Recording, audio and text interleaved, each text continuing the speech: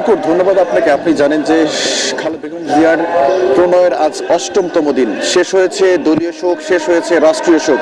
তবে এখনো কিন্তু সাধারণ মানুষের মধ্যে শোক আবহ যে পরিবেশ সেটি কিন্তু বিরাজ করছে, এবং যার ফলশ্রুতিতে কিন্তু সাধারণ মানুষ এখানে আসছেন, তার সমাধিতে ফুল দিয়ে শ্রদ্ধা অর্পণ করছেন, তার বিদেয় আত্মার মাগফিরাত কামনা করছেন, দোয়া করছেন, মোনাজাত করছেন।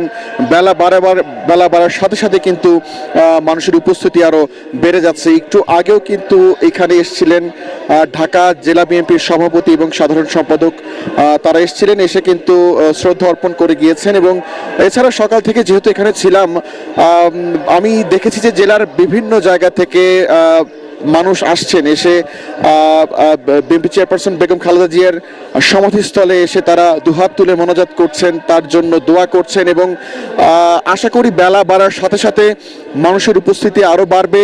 যদিও আজকে দলের পক্ষ থেকে তেমন কোনো কার্যক্রম রাখা হয়নি বা সে ধরনের কোনো দলীয় কার্যক্রম এই জিয়া উদ্যানে রাখা হয়নি, তবে সাধারণ মানুষের যে আগ্রহ বেগম জিয়াকে ঘিরে, সেই আগ্রহের জায়গাটা কিন্তু এখনো প্রকাশ পাচ্ছে। এবং তারা আসছেন, আসলে এসে শ্রদ্ধা অর্পণ করছেন, তার জন্য দোয়া করছেন।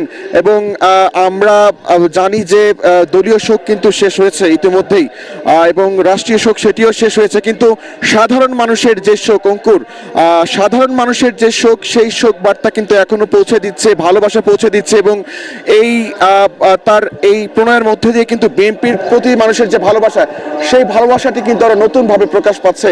অঙ্কুর,